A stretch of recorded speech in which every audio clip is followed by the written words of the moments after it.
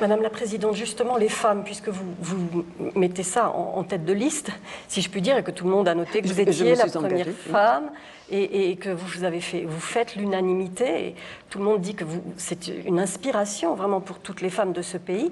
Moi, je voudrais vous demander comment est-ce que vous comptez opérer très concrètement. Est-ce que vous allez tendre la main à la société civile? Quel outil vous allez utiliser? Quel relais? Vous allez vous appuyer sur quel relais sur ce sujet des femmes? Oui, c'est une très bonne question. Parce que, vous savez, en Éthiopie, nous avons eu une loi très restrictive sur la société civile, les ONG, etc. Je viens de signer la nouvelle loi qui donne libre cours à quiconque veut s'organiser pour mener des actions sociales concrètes en Éthiopie. Ils peuvent le faire. Alors, ce que j'essaie de faire, et ce que j'ai commencé à faire, c'est de voir en Éthiopie qui fait quoi et où. Parce qu'il y a beaucoup de bonne volonté, mais la législation ne les a pas aidés à sortir de l'ombre. D'ailleurs, si j'ai un pouvoir, et dont je suis certaine, c'est que j'ai un torche très puissant et je peux mettre la lumière sur des domaines qui restent dans l'ombre. L'un des domaines, c'est la situation des femmes dans ce pays, etc.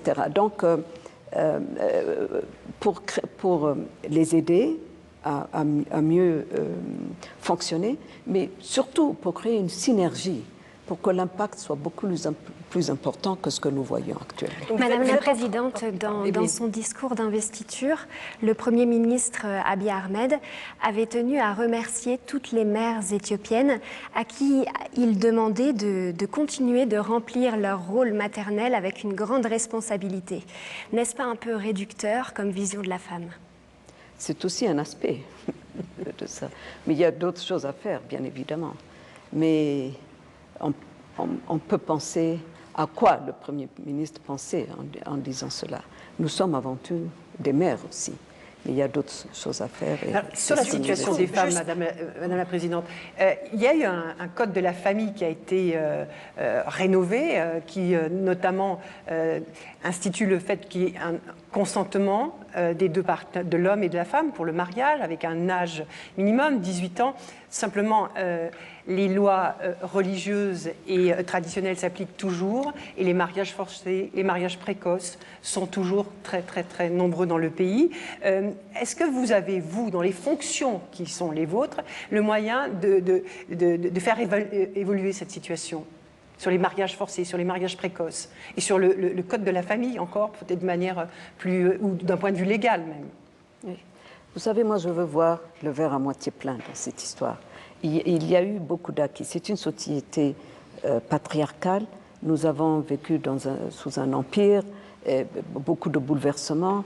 Il y a des domaines où l'on devait s'atteler beaucoup plus et on n'a pas évolué aussi vite qu'on aurait pu le faire. Donc, moi, je me dis, vous avez cité des exemples, ce sont des sujets qui seront nos priorités pour faire en sorte, si on parle d'égalité de la femme, que ceci soit adressé correctement. Donc, est-ce que c'est possible de bousculer les traditions là où vous êtes? Moi, je suis déterminée à faire bouger les lignes. D'ailleurs, un atout que je peux avoir, c'est que, contrairement aux politiciens, aux partis politiques qui battraient campagne, qui viendraient sur un programme pour être élus, moi, non. On m'a cherché, je suis venue, je n'ai pas de programme défini. Donc je me dis, c'est peut-être un atout, parce que je peux choisir. Je peux voir où je peux avoir une contribution beaucoup plus importante dans un domaine plutôt que dans un autre.